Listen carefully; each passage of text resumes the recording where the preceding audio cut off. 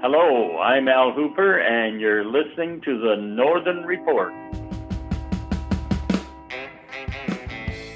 Well, good morning, good afternoon, and good evening, friends.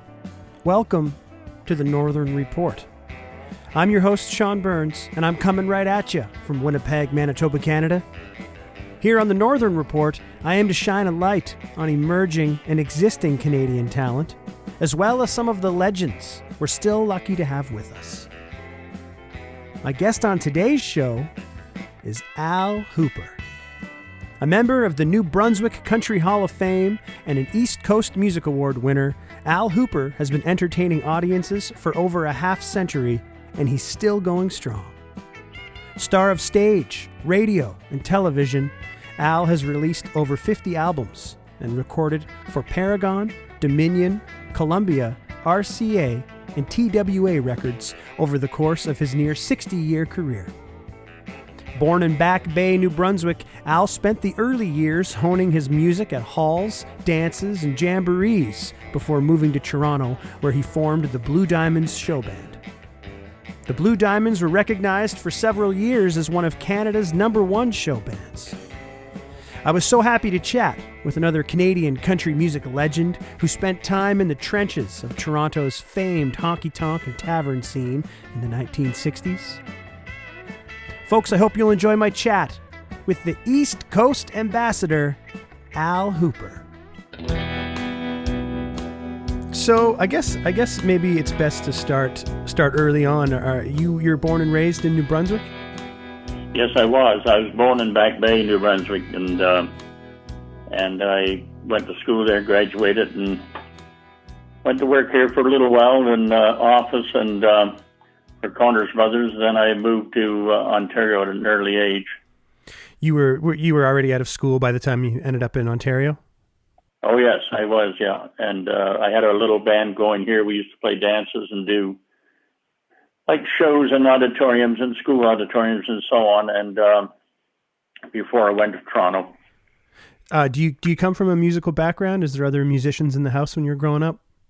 Yes, my dad used to play the piano and harmonica. A couple of my brothers played guitars and so on, and did some singing. And I guess I just picked it up from there. I learned how to play the guitar and started singing, I guess. What kind of music was getting played in the house in those days? Well, between gospel and country and you know, some that era back, I'm talking about back in the 60s, there was a lot of rock stuff. So I suppose some of those songs, the Beatles songs and so on, I did some of that stuff, and especially at dances and so on. I sang some, you know, more up-tempo songs then, but mostly country. Who were your favorite artists in those days when you were getting started? Oh, man, that's a good question. Hank Williams was probably one of my favorite singers way back then, and most, you know, the Johnny Cash thing and all. I did a little bit of all their songs in my show, and I wrote songs too. Not so many in the early ages, but when I went to Toronto, I wrote quite a few of my own songs and recorded them. Yeah, the first song of yours I stumbled across doing some research and kind of gone down this rabbit hole of all those labels, Paragon, Marathon, and those, they're kind of well documented, all of the releases. So I came across your record and your song NB to TO. What year did that one come out? That was on one of the early records, and so it would have been 60s, probably 64, 65.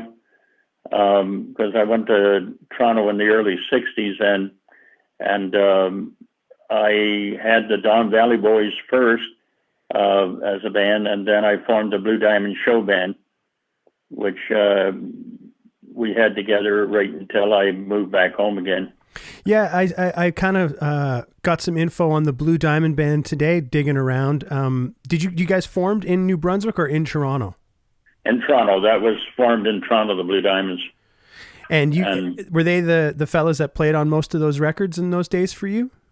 Well, they did. Plus, I hired extra musicians because, like, we didn't have a steel guitar in the band and not a piano player. We had like bass, rhythm, lead guitars, 2 lead guitars. One was like sort of a rock type lead guitar player, and one was country one. So we didn't use drums in the early days because they didn't have any dance floors in the clubs, and this is something they put in later.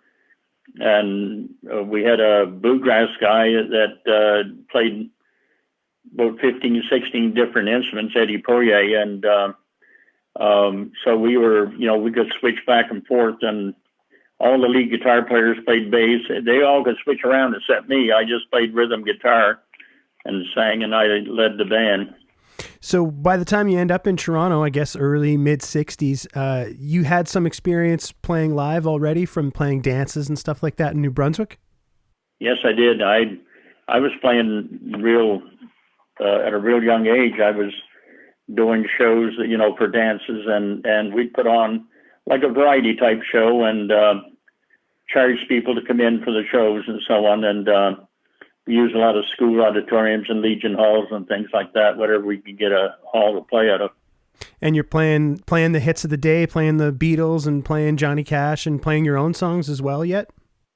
No, I wasn't playing much of my own songs at that stage because I really didn't get serious writing till I moved to Toronto, and we started recording. And once we started recording, it was to my advantage to, record some of my own songs because it was more profitable. Sure.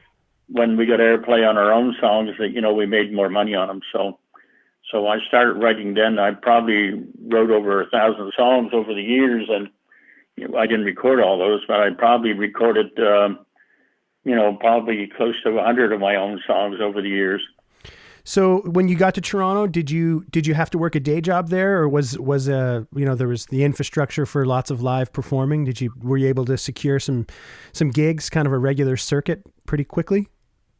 No, I went to work at a day job. I worked for the Union Carbide Company as an expediter. Then I went over to the Ontario Hospital Association, and I worked there as a sales executive. But at that point, I was singing in the clubs. I had two different bands. One that I started, the Don Valley Boys, and then from there, I went into the Blue Diamonds and kept the Blue Diamonds. Oh gosh, I don't know how many years. It was early '60s till late '70s that the Blue Diamonds existed, and I had local boys, and then Roy McCall was from PEI, and Doug Waters was from Plaster Rock, New Brunswick, and Eddie Poirier, who you might have heard tell of because he's very talented. He has quite a few records of bluegrass. Yeah. And he's still doing bluegrass. He was from Moncton, New Brunswick, and he's still working out of Moncton, New Brunswick, and he's from Rogersville.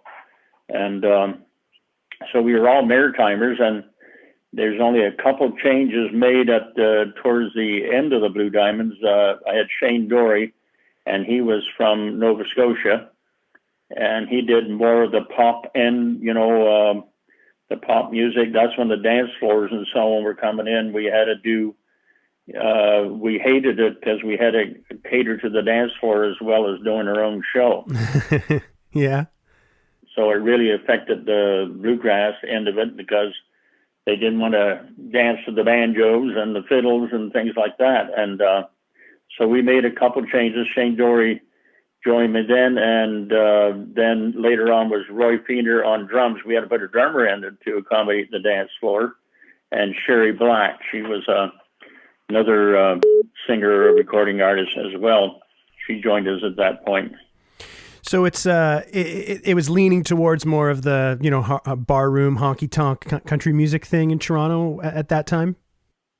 Yeah, it was. Like I say, they put these little postage stamp dance floors in, and we sort of had to cater to them, which we didn't want to do because we had our own stage show. It was a stage show that we were doing, and we do like jamboree type things on Sundays at different venues, and we traveled. At that point, we were just traveling where we could get back. Everybody worked a day job. Wow. Which made it hard. We sing 6-7 nights a week, and we have to get back and go to work in the morning. And so it made it hard. And later, later on, as we got more popular with radio and we were doing TV shows and we were expanding further and further out of the city. At that time, Roy McCall, who was working as a post office guy delivering mail, and it was getting too far from him for him to do. So that's when he resigned from the band, and we switched and put Shane Dory in. And then eventually I had to quit my job, and all the guys did, and we just went into music all full time. And we were on the road a lot and traveled all over Ontario and did the Maritimes. We used to tour through the Maritimes in the summertime, and that way give everybody a chance to get home. I'd try to book shows near their hometown, so that way they get to go visit their people for a few days. But we worked pretty well 52 weeks a year. Boy, what a life. You know, I'm just fascinated by that, and I'm loosely familiar with some of the names of some of the pickers and some of the venues that you were probably playing. And, you know, I run across the names in the credits. Ollie Strong is a name that I see a lot playing steel guitar, and he seemed to be like the go-to guy around Toronto at that point. And Mickey McGivern, I'm sure these fellows either played with you or you ran into them over those years. Ollie Strong, he did most of my steel work and the band steel work for that time on the recordings, and we'd use like different piano players, and the names don't pop in my head right quickly now, but we'd bring piano players in to add in piano, and if we wanted any odd instrument, we'd just bring a artist in for the day, and he'd lay down the tracks for the added stuff we wanted to add to the records. But the band itself, I think they had 36 LPs out, and we were Canada's most recorded group at that time, and we were billed as Canada's #1 show band through the last, 7 or 8 years that we were together.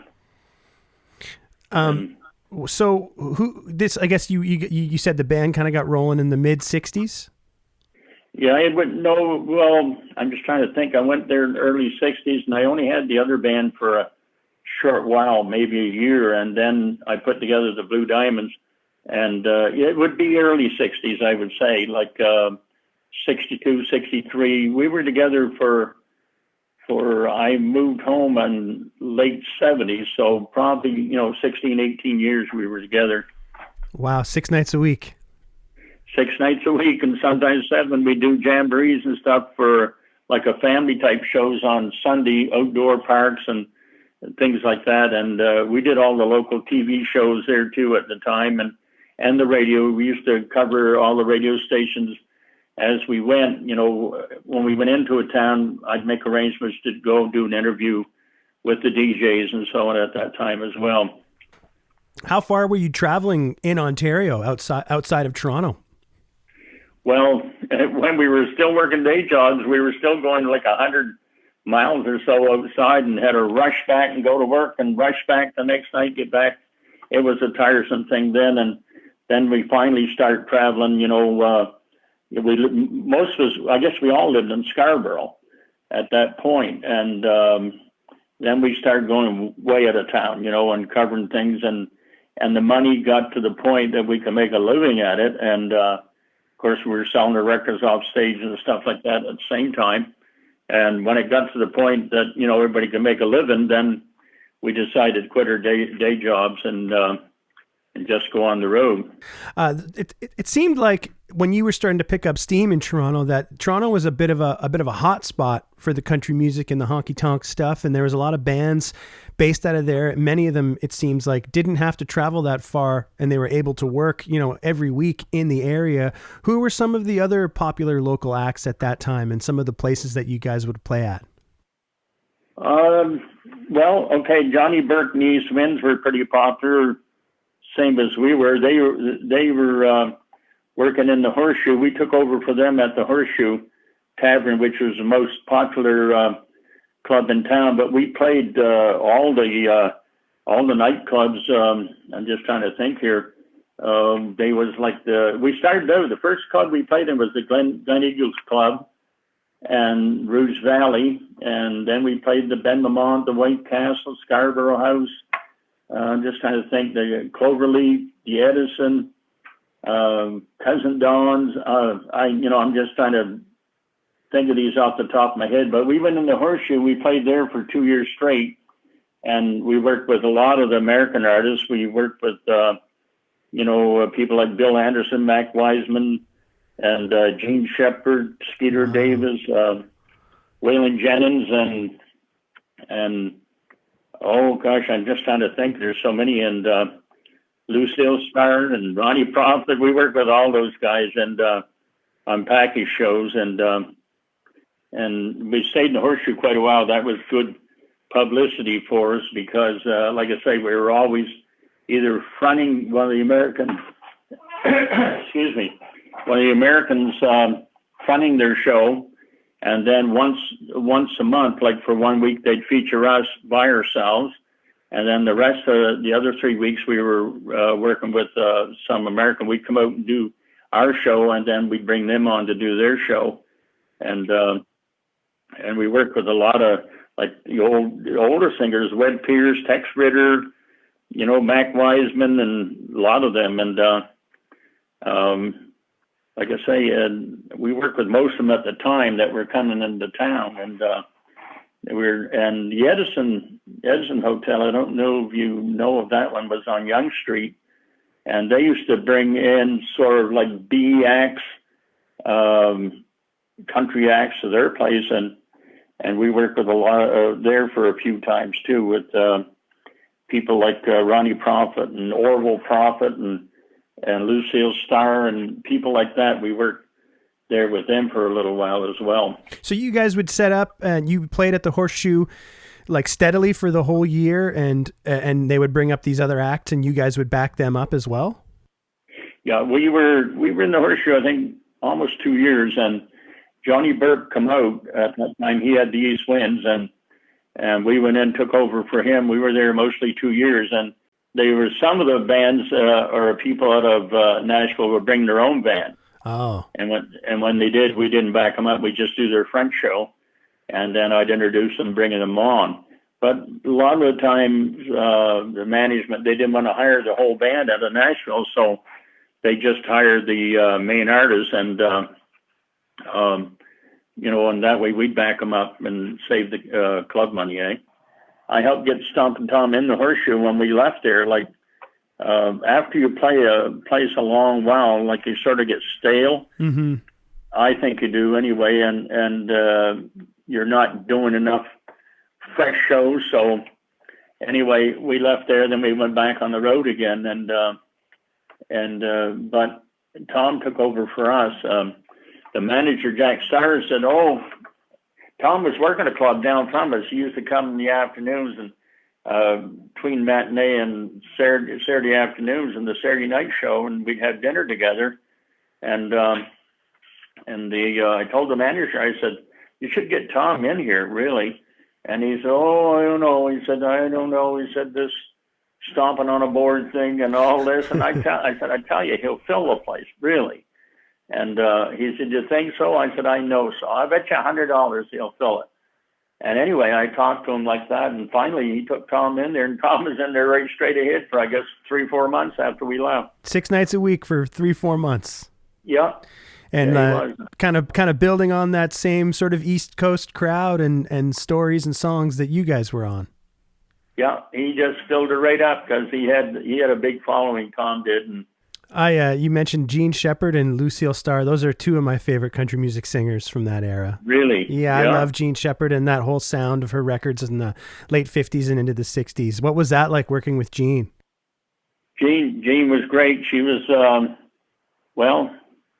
she swore like a trooper. It was embarrassing to us because we wasn't used to that. We were sort of a clean type band, and but she's great. The first night she was there, we sort of had a little problem. We come out and did our show, and I introduced her, give her a big build up, and come on. Then after she'd done her show, she went down and told Jack Starr was the manager, and she wanted him to tell us just to play instrumentals because we were upstaging her.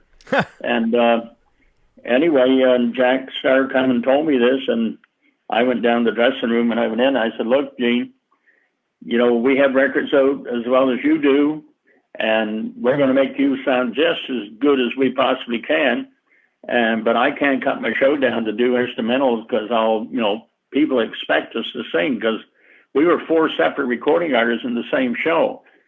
So, and we had at that point probably 5 or 6 records out there on the radio and so on. So it would have really looked stupid for us to do that. And so we brought her on, did her next show. And after that, she called me down to the dressing room. She said, I want to apologize to you. She said, I just wasn't used to the band, being as good as I am and so on, and getting the applause like you guys do. And I said, well, we've been here for a while, and like I say, and we're going to do real good for you. And so anyway, after that, we were fine, and we got along great after that. And she, matter of fact, I was at the Opry, and she brought me down, introduced me at the Opry, and I worked, with Bill Anderson then, and Skeeter Davis was on the show the same night, and I went backstage with them all. She called me out from the audience, and then I sang at the old Ryman Auditorium. That was the Grand Ole Opry out there, and that was back before this time. And then they had, when I went back the last time, they had the new Opry, but some of them are still, a lot of them are gone now. I mean, they're passed away. But we worked with most of them at the time, whoever the stars were at the time. And we worked with Gordy Tapp as well. We did a few shows with him. And at that time, it's probably my biggest slip up I ever done. But we rehearsed with him at his farm just outside of Ontario, and we did a few of the nightclubs there. And he said, I'm moving to Nashville.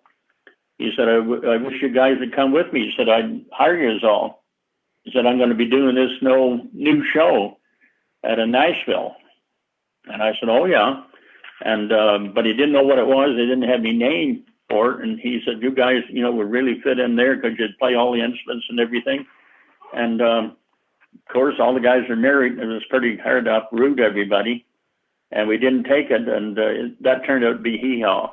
Oh, man, really? Yeah, and that was probably one of my biggest slip-ups. But Tex Ritter, he wanted us to go back, and he wanted the sponsors out of Nashville, and we worked with the different artists out of there, and that wanted to take us back to Nashville and work with them, on the road down there. But it was hard, but everybody was married, and they had families and, kids in school. It's pretty hard just to up and go, And you're making a living up here too, right? You're playing every week, every night, and, that contributes to making sticking around a little easier. Well, we were probably the top paid country band in the city at that time. We were to the point, I think if I asked for any more money, they wouldn't have hired us because, but we were pretty well full house, 6 nights a week in all those clubs, and place would be full before we got there. And so the clubs made money off us as well. And we were like a promotional band. I might play a whole month at this club and we'll go somewhere else on the other end of the city or whatever. And probably 3-4 months I'd be back to the same club again, Yeah, nice little circuit. Was it hard for you guys to carve out that audience, or did people take to the band pretty quickly?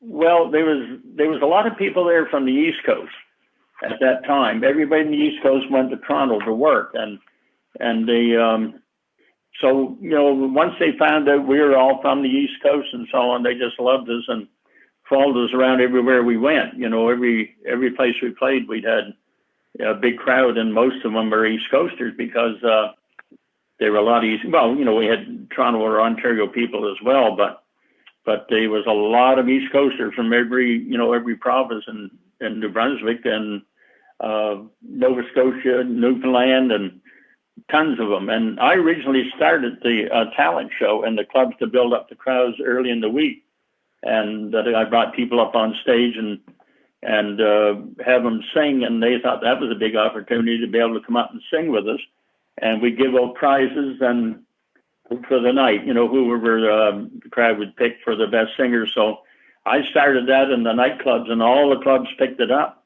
then because it brought them out crowd early in the week. They had an early week crowd, and so I had started that originally, and And we toured with people come up too, like Hank Snow. We fronted some of his shows, and different artists that would come to town. And Charlie Pry, for example, he worked with us at the Horseshoe, but then when he come to town, he'd get us the CNE. He worked the CNE a couple of times, and he got us to go over there and do his front show and back him up there. Oh wow, that must have been really cool. Yeah, it was. Yeah, and we got to meet a lot of people that way. A lot of American people, and when I went to Nashville, I knew a lot of people there. When I got there, I was doing promotion on some of our records down through there and the songwriting thing, and I had our promotion manager with us, or with me. I went there alone. I didn't take the band there that time. I just went with the promotion manager, but then knowing those people that I work with, it made it a lot easier for me to get into places and so on. Hey there again, folks. As we approach the halfway point of today's episode, I'd like to thank you once again for tuning in. You're listening to the Northern Report podcast. I'm your host, Sean Burns, and our guest today is Al Hooper. I'll remind you to follow along with the Northern Report podcast and our playlist on Spotify. You can subscribe on Apple or Google Podcasts, listen on YouTube, our Anchor.fm home base, or wherever you find your podcasts. Now, by all accounts, with the Blue Diamond Showband, Al established himself as one of the more dependable and entertaining outfits on the circuit during his time in Toronto. Rubbing elbows with some of the brightest stars in country music, Al was seemingly always willing to lend a hand to an up-and-comer. Now, I've learned a lot while trying to fill in some blanks during my deep dive surrounding the Paragon Marathon catalog of releases. My fascination with the six-nighters, and in particular, the strong honky-tonk scene of the 1960s and 70s in Toronto, has introduced me to a ton of beautiful country music and beautiful country music singers.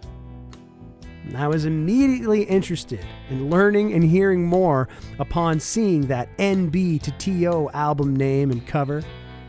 And when I pressed play on the song, I kind of knew what it was going to be about before I even heard it. But I was not disappointed. After scratching around a little more, there it was. The perfect album title, and the perfect nickname for Al. The East Coast Ambassador. A little cocky, maybe. But maybe not. Proud from where he was from, and eager to share the stories and songs from home, Al was humble, but also knew where he and the Blue Diamond stood. And hey, sometimes you gotta pump your own tires and change your own flat in this business. I'll let Al tell us the rest next. When did you become known as the East Coast Ambassador?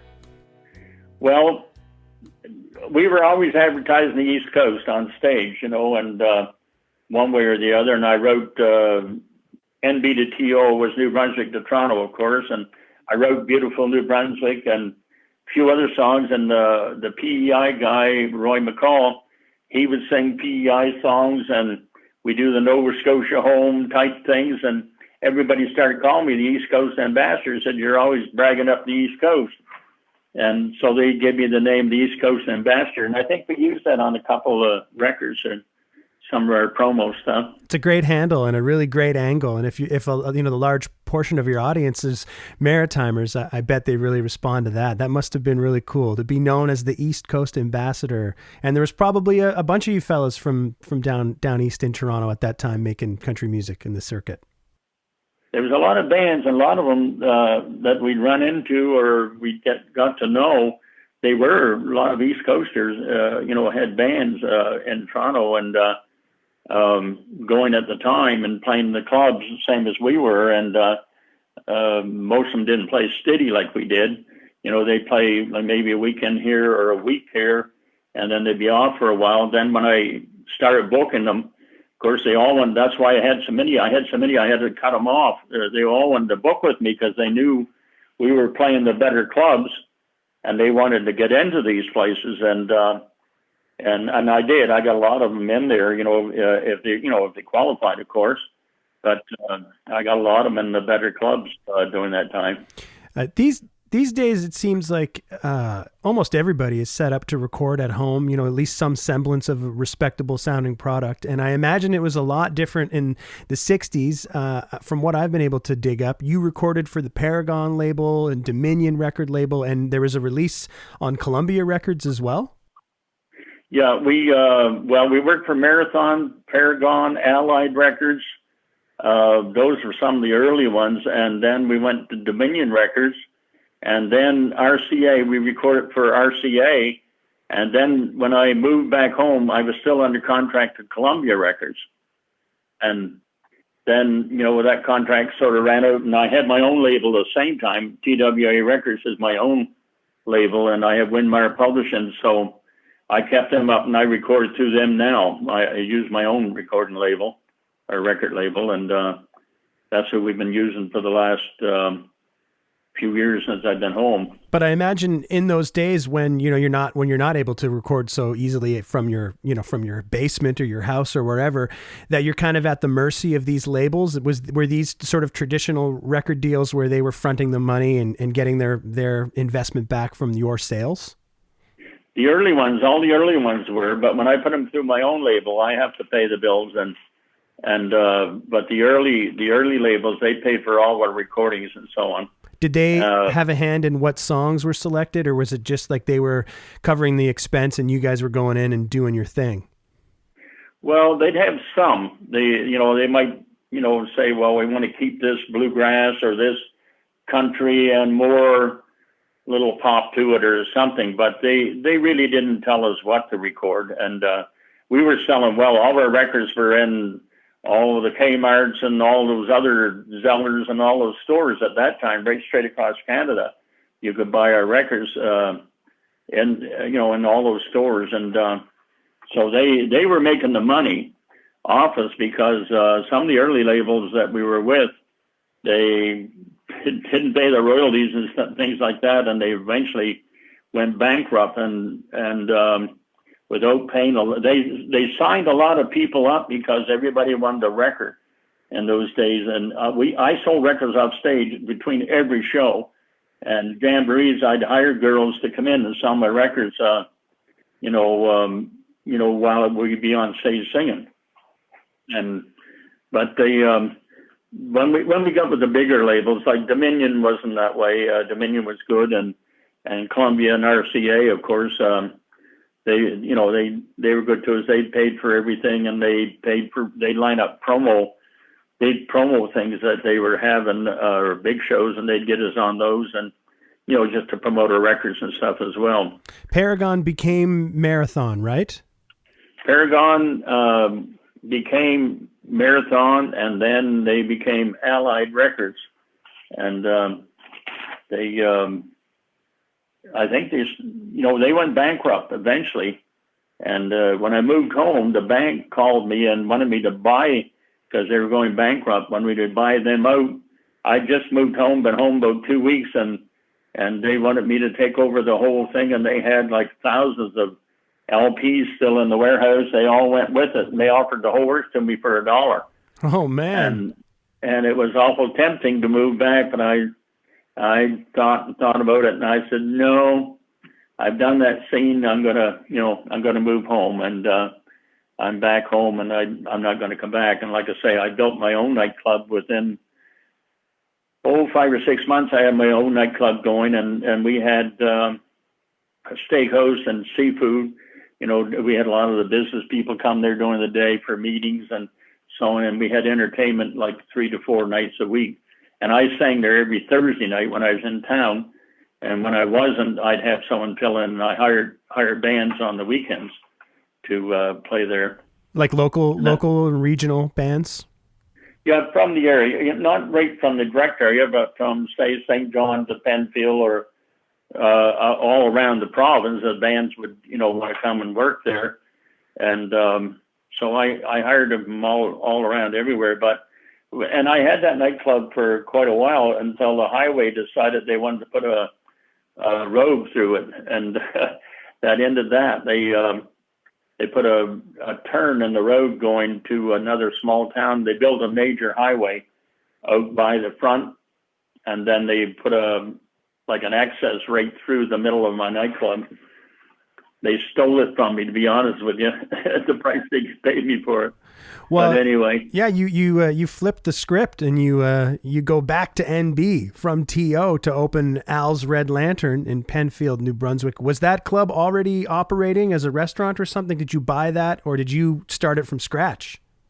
I started from scratch. It originally was a grocery store, a big grocery store on four corners of the roads, going to little villages like going to Black's Harbor, Beaver Harbor, and Penfield and St. George and so on. So it was an ideal location, and it had been closed down for some time, quite a long time. It closed down, and I looked at it and I thought, boy, this is a lot of work. But at the same time, I bought it and started working on it and hired carpenters and everything, and we got it, all put together. And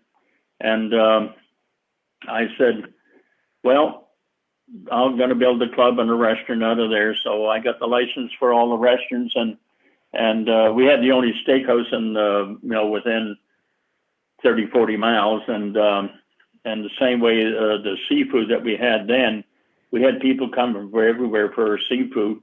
And then I built another restaurant. It was like a Kentucky Fried Chicken in the next little town over called Al's Chicken Coop. And that served fried chicken and fried haddock and fish, and that ran for a long while. And of course, I went through a divorce, and I lost that in the shuffle. So, well, was the reason you moved back to New Brunswick to start the club, or was your time in Toronto just kind of coming to a natural end? Well, when we first went to Toronto, everybody just loved it. Everything nice and clean and not much problems going on. But then Toronto at this point started getting faster and faster and faster. And, and things were happening. There's nights that we'd leave the nightclub and, you could go walk right up the streets, go up to a restaurant and eat. But I don't think you could do that now, not walk around in the middle of the night and so on. And I shouldn't say that because probably you still can. But I went back for quite a while. I was going back and doing the Canadian country music reunion. I used to go up and do that every year, and meet a lot of my old friends there, and sing on that show every year. But the last couple of years they haven't been operating either. But I haven't been up for probably 10 years now that I stopped going up, and it became an expensive project when you're not working there. It's all right when you're working, but you're all volunteering your time for this big country show, and all the artists would get together, and we'd work at a Lindsay, Ontario. Oh, yeah. But anyway, that I think they're still going, but the pandemic's probably got them closed down for a while. What year did you leave Toronto?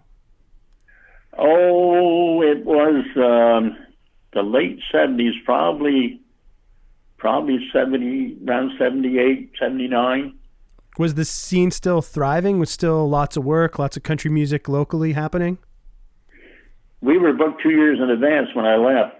I wanted the band to take over, the bookings and so on, and they decided, they wanted to do their own thing, and they formed a different name and so on, and they didn't take over the contracts. But I also wrote in all the contracts that I signed, because we were a union band, that, I could, for whatever reason, I could get out of the contracts, because lots of time, we'd be singing somewhere and we might have a radio, like we're doing right now, thing come up, or a TV show that we'd be doing.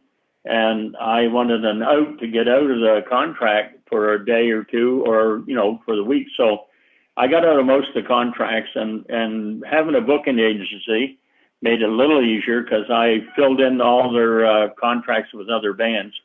Oh, right. Yeah. So that way they wasn't short of entertainment or anything. So the other fellas stayed in Toronto and you moved back east? No, they, I'm just trying to think. I guess most all of them moved back around that time or shortly after. Doug Waters, he got killed in a car accident after he moved back, and Shane Dory, he passed away with a brain aneurysm, and Roy McCall is still on PEI, and I understand he's still singing. I haven't seen him for a little while. And Eddie Poirier, he runs the bluegrass band, the Bluegrass Four out of Moncton, and he's still playing and doing some radio stuff and so on. Yeah, I ran across a bluegrass record of Eddie's from, I think, 1970, and then I also ran across a record of Doug's, and he was your lead guitar player for your band? No, Eddie played about 15 or 16 different instruments at the time, and he played whatever he was needed on, and whatever. And his part of the show, he'd do a banjo, say a tune, and a fiddle tune, and maybe mandolin or something else at that time, and whatever he was needed on. And his wife would be at the shows lots of time, and she sang with him, so we'd bring her up, and she'd do some singing. So, and he sang a few songs. He wasn't a steady singer. He was more or less an instrumentalist. He could play, like I say, 15 or 16 different instruments well, Wow. And Doug was the guitar player?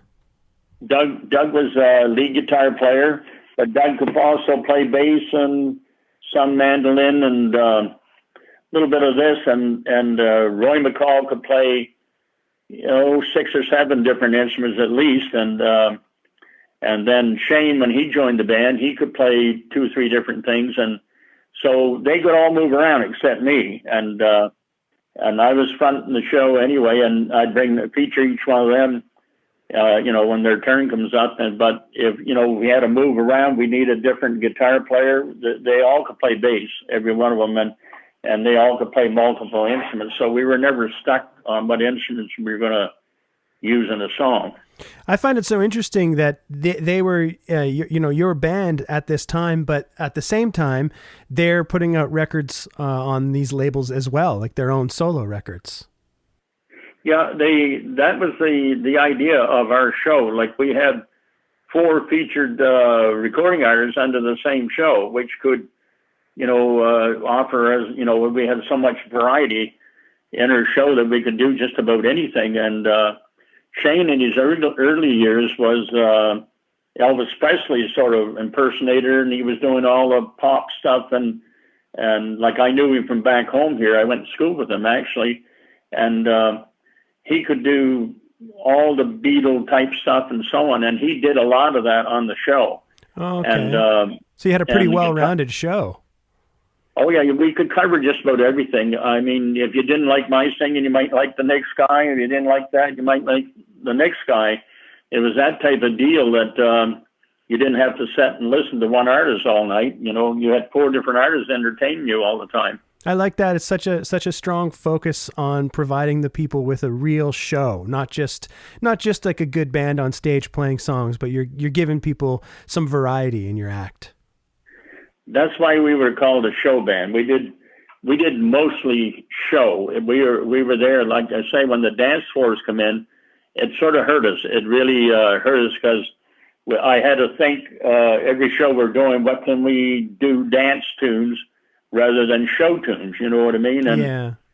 And Eddie was doing like his stuff, a show stuff on the fiddle or banjo, mandolin, or whatever you want it. And it really hurt his end of the show, and people would say, "Oh, don't play the banjo. I can't dance to it," or something like that. And Eddie eventually went put a bluegrass band together, and they toured around Ontario for a short while. Then he moved back home after that. There's one record I came across this morning that I wanted to ask you about, Live at the Collins Bay Penitentiary.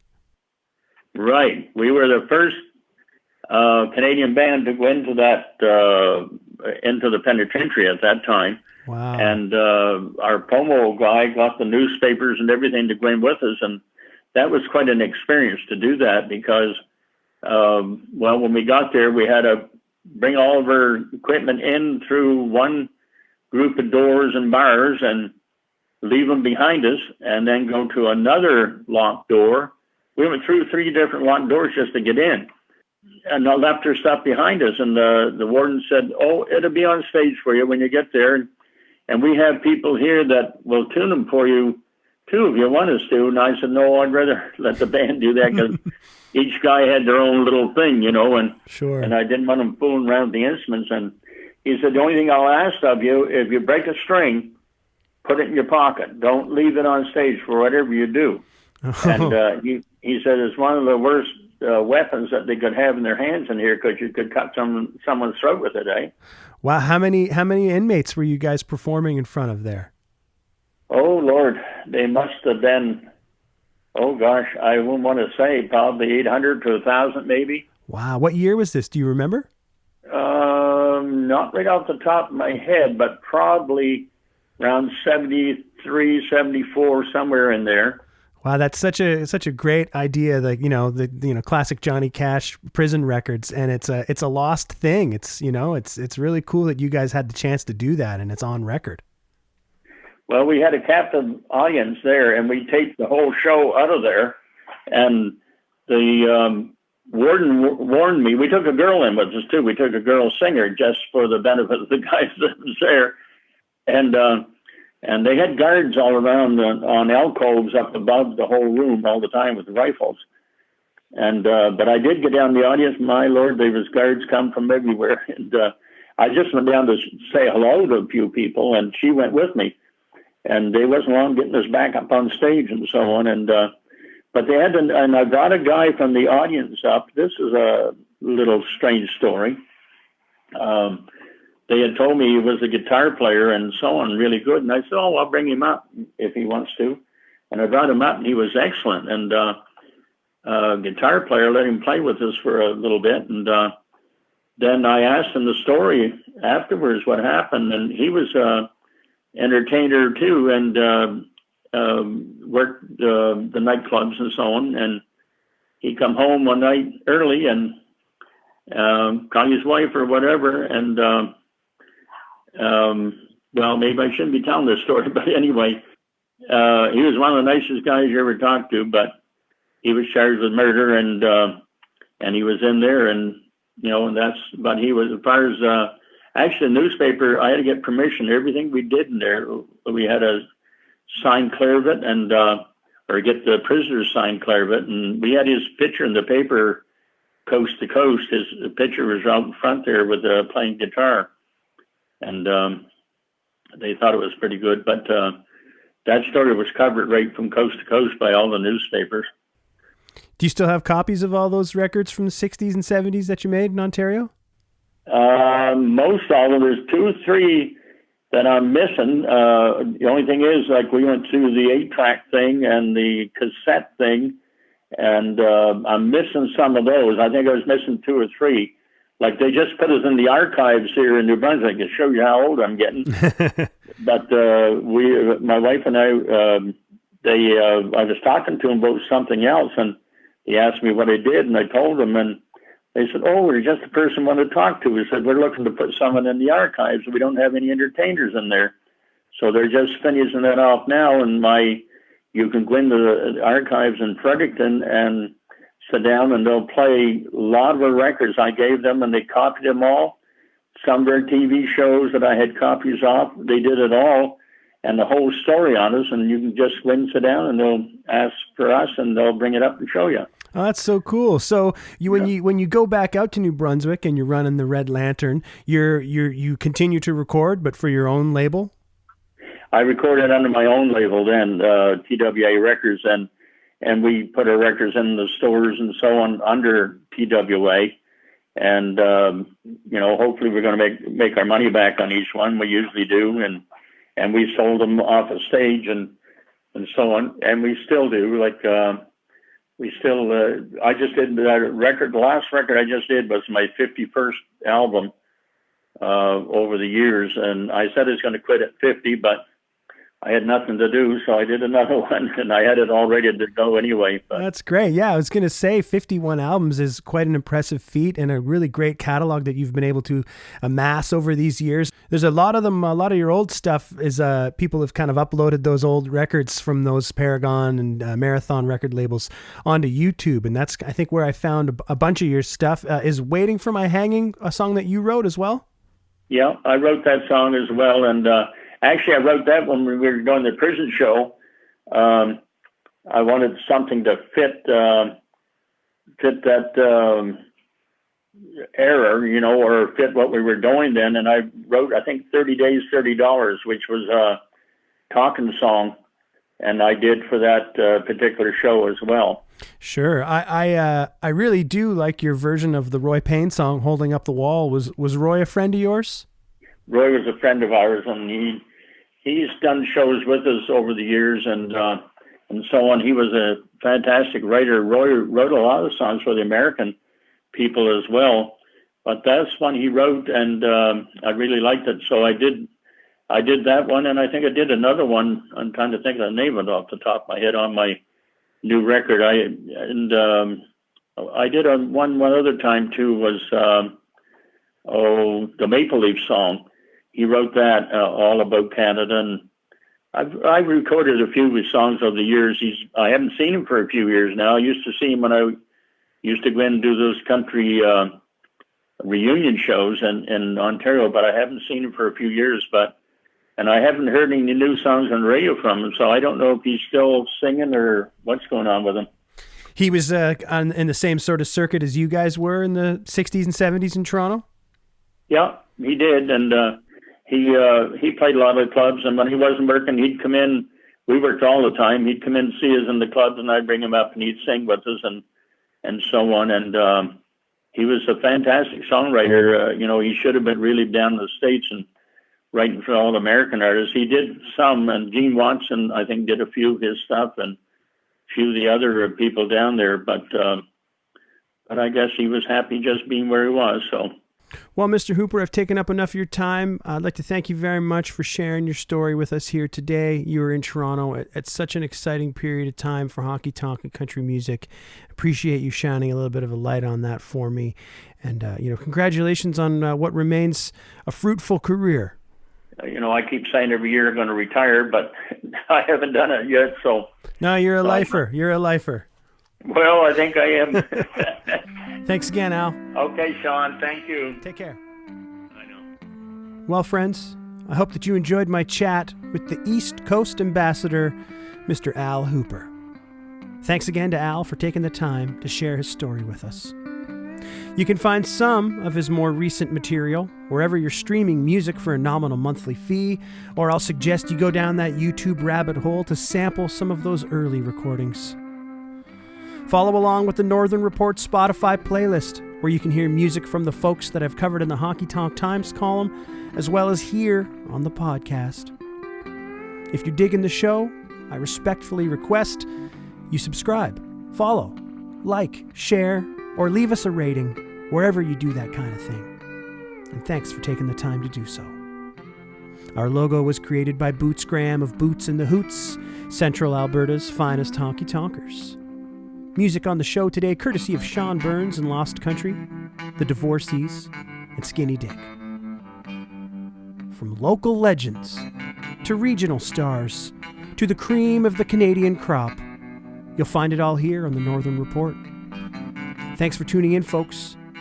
We'll chat later.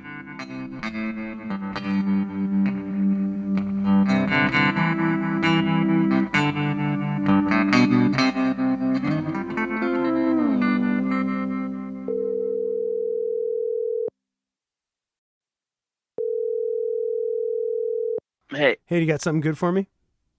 Go ahead now. Your great journey has begun.